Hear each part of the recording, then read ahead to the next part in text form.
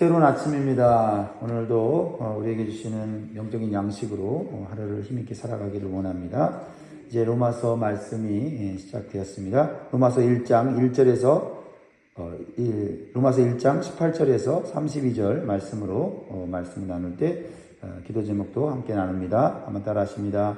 하나님의 진노를 피하는 길은 오직 복음밖에 없음을 알고 믿게 하소서. 아멘. 우리가 읽은 로마서는 우리에게 왜 복음이 필요한지를 가르쳐주고 있습니다. 그리고 그 복음이 무엇인지를 자세하게 단계별로 가르쳐주고 있습니다. 그러므로 여러분 로마서를 읽고 묵상하는 가운데 기대하십시오. 하나님의 놀라우신 은혜가 여러분 삶 가운데 임할 줄 믿습니다. 자, 그러면 우리에게 복음이 왜 필요합니까? 구원을 주시는 이 복음이 왜 필요한가? 그것은 하나님의 진노 때문입니다. 하나님이 진노하시는 이유는 이 세상이 온갖 더러운 죄로 가득 차 있기 때문입니다. 그래서 죄인들은 하나님의 심판을 피할 수 없습니다. 18절 말씀을 보면 하나님의 진노가 불의로 진리를 막는 사람들의 모든 경건하지 않음과 불의에 대하여 하늘로부터 나타나나니. 하나님의 진노는 단순한 감정 폭발이 아니라 거룩한 분노입니다. 즉 하나님의 공의로운 성품에서 나오는 죄에 대한 올바른 반응이다라는 거예요. 18절에 이 하나님의 진노가 어디에서부터 나온다고 말씀하고 있죠? 어디서부터 나타난다고 말씀하고 있죠? 네. 하늘로부터 나타나요. 하늘로부터. 무엇을 의미합니까? 하나님의 진노는 이 땅에서 일어나는 단순한 자연현상이 아니라는 거예요. 그것은 하늘로에서 내려오는 하나님의 의로운 심판이다라는 거예요. 즉, 이 심판은 하나님의 뜻과 계획을 따라서 한치의 오차도 없이 철저하게 시행되는 것이다라는 겁니다. 그래서 이미 하나님의 진노 아래 사는 이 세상은요, 소망이 없다라는 거예요. 이게 이 세상의 현실입니다. 그런데 인간이 왜 하나님 앞에서 이러한 불의한 죄를 짓고 살아갑니까? 그 근본적인 이유를 오늘 말씀을 통해서 우리가 깨달아야 합니다. 첫 번째는요, 하나님을 알면서도 하나님을 영화롭게 하지 않기 때문이다 라고 말씀하고 있습니다. 21절 말씀을 같이 읽습니다. 시작. 하나님을 알되 하나님을 영화롭게 아니하며 감사하지도 아니하고 오히려 그 생각이 허망하여지며 이러한 마음이 어두워졌나니. 성경은 인간이 하나님을 아는 존재라고 말하고 있어요. 어떻게 하나님을 알 수 있어요? 하나님이 창조하신 자연 만물을 보면서 하나님을 알 수 있게 하셨다라는 거예요. 이것을 자연 계시다라고 말하고 있죠. 19절에 보세요. 이는 하나님을 알만한 것이 그들 속에 보임이라. 하나님께서 이를 그들에게 보이셨느니라. 보여주셨다는 거예요. 인간들에게 하나님이 계시다는 것, 하나님이 누구시라는 것 알게 하셨다라는 겁니다.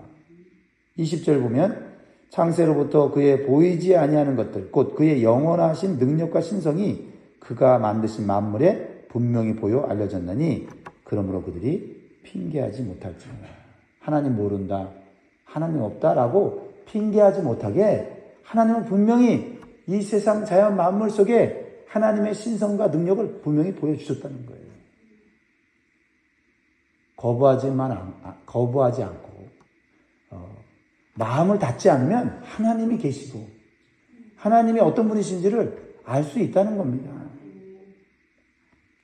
그래서 자연 만물 속에 하나님의 능력과 신성이 분명하게 담겨져 있기 때문에 인간들은 하나님이 없다, 하나님 모른다, 핑계할 수 없다는 것입니다. 그런데 왜 인간들이 하나님이 없다 이렇게 말하는 것입니까? 그것은 죄로 인해서 마음이 무뎌지고 더러워졌기 때문이에요. 거울이 더러워지면요, 얼굴이 잘 보이지 않는 것과 같습니다. 그리고 진리를 거부하려는 마음의 욕심 때문이에요. 즉, 죄성 때문입니다. 이 죄성은 뭐냐면 근본적으로 인간이 주인이 되어서 자기 마음대로 살려고 하는 속성을 말하는 거예요. 겉으로 드러난 어떤 뭐 거짓말하고 미워하고 때리고 해하고 죽이는 이거는 죄의 현상이지 죄의 근본적인 본질은 뭐냐면 내가 하나님 대신에 주인 되려는 그 마음이라는 거예요. 욕심이라는 것입니다.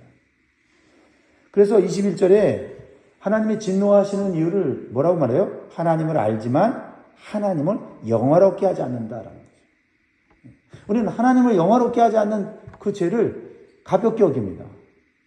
그리고 그게 죄라고 여기지 않아요. 세상 사람들은 오히려 때리고 살인하는 죄를 큰 죄라고 여기지만 하나님은 하나님을 영화롭게 하지 않는 이 죄가 하나님을 진노케 한다는 거죠. 영화롭게 하다는 말은 무슨 뜻이냐면 하나님이 우주 만물의 주인이시고 모든 인생의 주인이심을 인정하고 마땅한 영예와 영광을 돌린다는 거예요. 그런데 인간이 이런 하나님을 올바로 대우하지 않고 자신이 주인이 되어서 살아가고 있는 것입니다. 이것은 아담과 하와가 에덴 동산에서 마귀의 유혹에 빠져서 하나님이 되고 싶은 마음에 선악과를 따먹은 모습과 연결되는 거예요. 이것이 죄의 본질이라는 거죠. 죄의 행동, 죄의 결과, 그것도 죄입니다. 겉으로 드러난 이 죄악들이 얼마나 우리에게 많은 고통을 줍니까? 많은 불행을 줍니까? 근데 근본적으로는 어디서부터 시작됐다고요? 하나님을 영화롭게 하지 않으려는 마음, 인간이 주인이 되려는 마음, 하나님을 주인으로 인정하지 않는 마음에서부터 이런 죄악들이 나타난다라는 것입니다. 그렇습니다. 우리 인간은 자신이 주인이 되어서 하나님을 창조주로 인정하지 않으려고 하는 그러한 악한 마음이 있어요. 이렇게 인간이 하나님을 창조주로 인정하지 않을 때 인간의 마음은, 생각은 어두워지고 어리석게 되는 거예요. 그러니까 가장 근본적인 거를 우리가 알지 못하고 인정하지 않으면 우리의 마음은 어두워져요. 우리의 마음을 누가 창조하셨어요?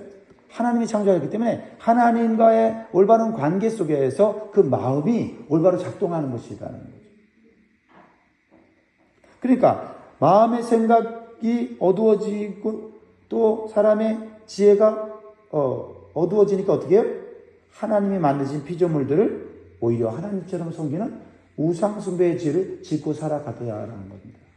이게 인류 역사의 모습이에요. 22절 23절 스스로 지혜 있다 하나 어리석게 되어 썩어지지 아니하는 하나님의 영광을 썩어질 사람과 새와 짐승과 기어다니는 동물 모양의 우상으로 바꾸느니라. 여러분 예수 믿고 나니까 이게 기가 막히지 않습니까? 이거 세상이 거꾸로 들어가네. 하나님 만드신 자연 만물을 섬기고 그것을 하나님이라고 엎드려 경배하는 걸 보면서 우리는 정말 경악을 금치 못하죠. 우리도 옛날에 그렇게 살았다는 거예요. 하나님 모를 때는 하나님 만든 창조물, 피조물이 너무 대단하고 위대하니까 그 하나님처럼 섬겼다는 거예요. 근데 하나님 입장에 생각해 보라는 거예요. 하나님 입장에서. 하나님이 만드신 인간들에게 누리라고 주신 자연 만물을 보고 하나님은 버리고 자연 만물을 섬기니 하나님이 얼마나 기가 막히고 모독을 당하신다고 생각을 하셨을까요? 그러니까 썩어지지 않는 하나님의 영광을 썩어질 우상으로 바꿨기 때문에 하나님의 진노가 내릴 수밖에 없다라는 겁니다. 그것이 이 세상의 모습에 아무리 문명이 발달하고 아무리 화려한 인생을 산다 할지라도 인생의 모습, 이 세상의 모습, 현실은 뭐냐면 하나님의 진노 아래에 있다는 거예요. 소망이 없다는 겁니다. 이걸 볼 수 있어야 돼요. 그래야지 복음을 사모하게 되고 복음이 얼마나 가치가 있는지를 우리가 깨닫게 된다는 거죠. 보세요. 이 세상에서 지식이 많고 지혜롭다고 말하는 자들이 무엇을 합니까? 그 사람들이 하는 가장 기본적인 게 뭐냐면 하나님이 없다고 말하는 거예요. 왜 그래요? 그래야만 자신의 지식과 자신의 지혜가 사람들에게 추앙받을 수 있으니까. 자신들이 하나님의 자리에서 떵떵거리며 살 수 있으니까 말이죠. 그래서 하나님 대신에 우상을 만들어서 하나님 없는 세상을 만들어가고 또 다른 사람들도 하나님 대신에 우상을 섬기게 만드는 거예요. 왜? 자기가 하나님 되려고요. 자기가 주인 되려고요. 그렇습니다. 이 세상의 주인이 되어서 마음의 욕심을 채우면서 죄악을 쌓아가고 있는 것이 타락한 인간의 모습이다라는 겁니다. 자, 이러한 마음은 또 근본적으로 하나님께 감사하지 않는 마음에서 나오는 타락이다라는 거죠. 자, 21절 같이 보면 하나님을 알되 하나님을 영원하게도 아니하며, 이게 큰 문제라고 그랬죠. 두 번째는 뭐예요? 감사하지도 아니하고. 죄는 하나님을 알면서도 그분께 감사하지 않을 때 시작되는 거예요. 감사가 사라진 마음에는 교만이 꽃이 피게 돼요. 하나님 대신에 자신을 높이게 되고 그 마음은 어두워지고 허망해지는 거예요. 오늘날의 세상은요, 성공과 물질과 쾌락으로 가득하지만 감사는 사라졌습니다. 감사 없는 마음은 하나님 없는 삶의 신호예요. 우리 믿는 사람도 마찬가지 아닙니까? 우리는 하나님을 알고 하나님 믿고 하나님의 은혜를 깨달아서 감사가 막 나옵니다.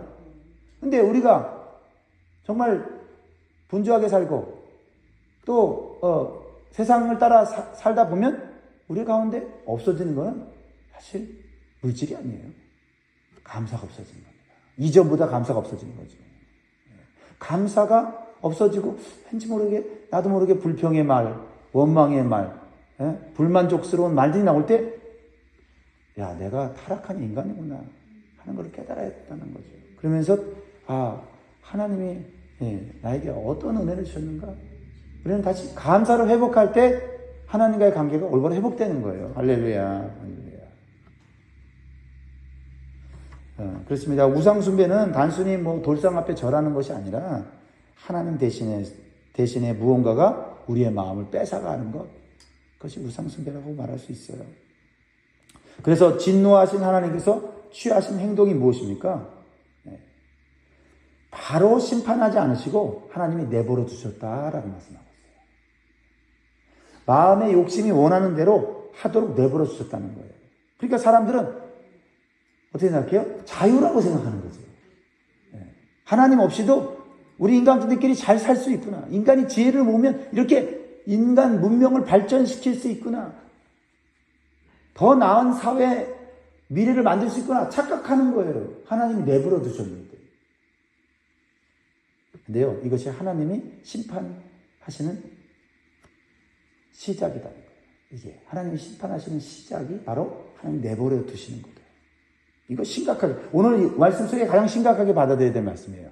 24절 같이 읽습니다. 24절 시작.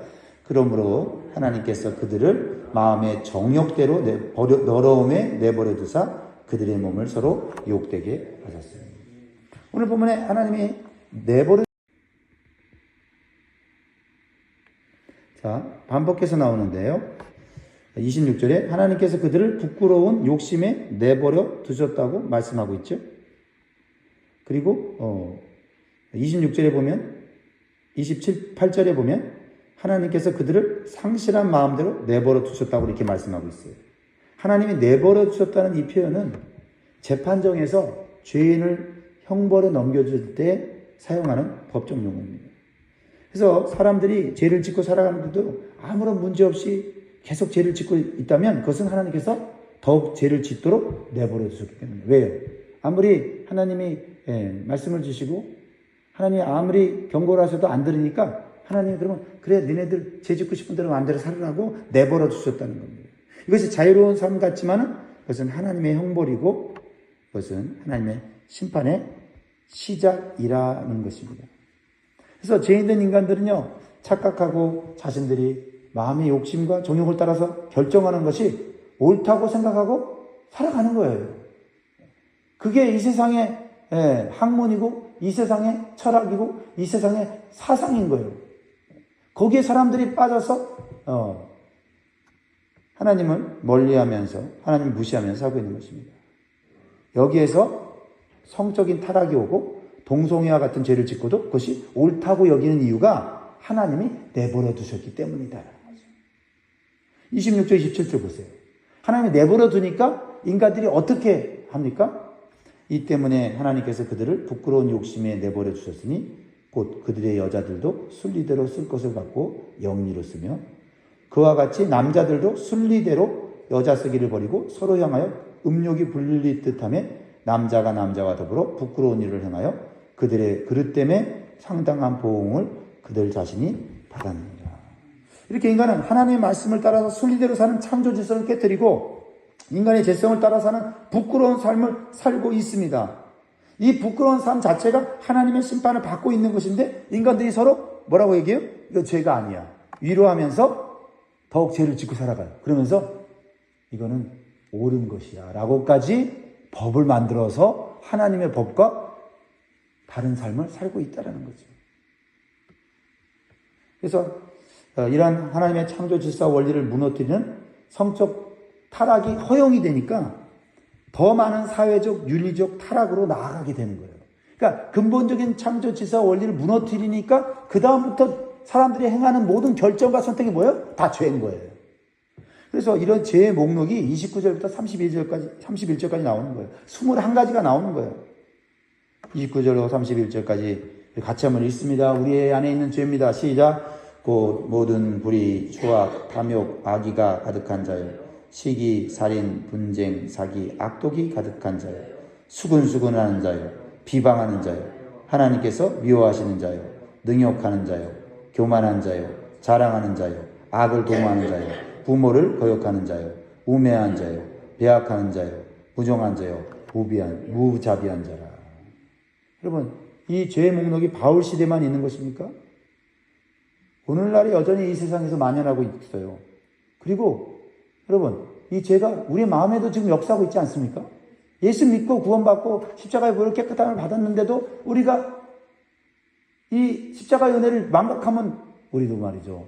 입술로 얼마나 많은 죄를 짓습니까? 마음으로 얼마나 많은 죄를 짓습니까? 이게 진노 아래 있는 이 세상의 모습을 우리가 스스로 느끼고 있지 않습니까? 근데 더 충격적인 건 뭐냐면 이렇게 사는 것을 옳다라고 지지해 주는 사람들이 있다는 거예요. 지지해 주는 사람. 왜?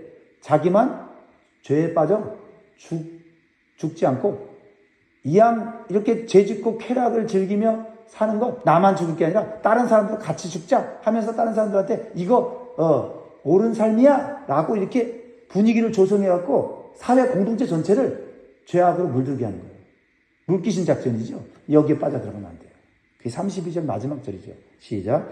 그들이 이 같은 일을 행하는 자는 사형에 해당한다고 하나님께서 정하심을 알고도 자기들만 행할 뿐 아니라 또한 그런 일을 행하는 자들을 옳다 하는가. 여러분, 죄악과 쾌락에 깊이 도저히 빠져나오지 못하는 사람들은 자기가 지옥에 간다는 걸 알아요. 하나님 심판받는 걸 압니다.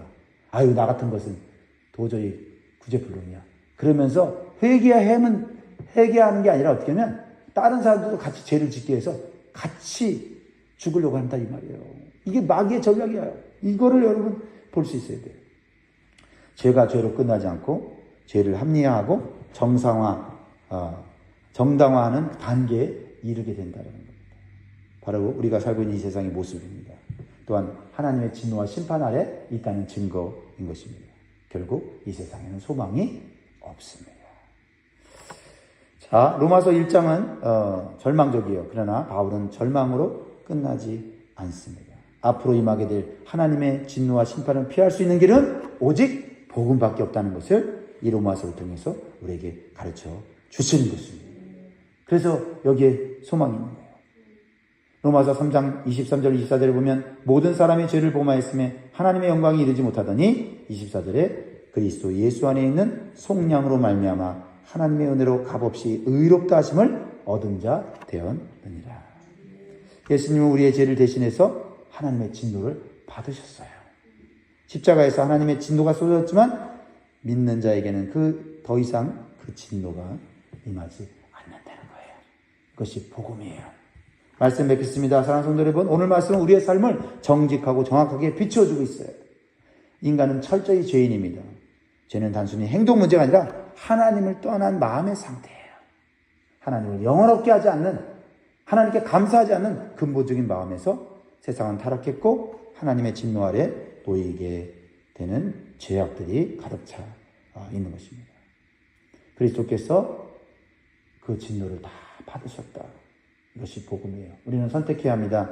죄를 죄로 인정하고 복음으로 돌아갈 것인가, 아니면 이 세상과 함께 멸망할 것인가. 오직 복음만이 우리를 살립니다.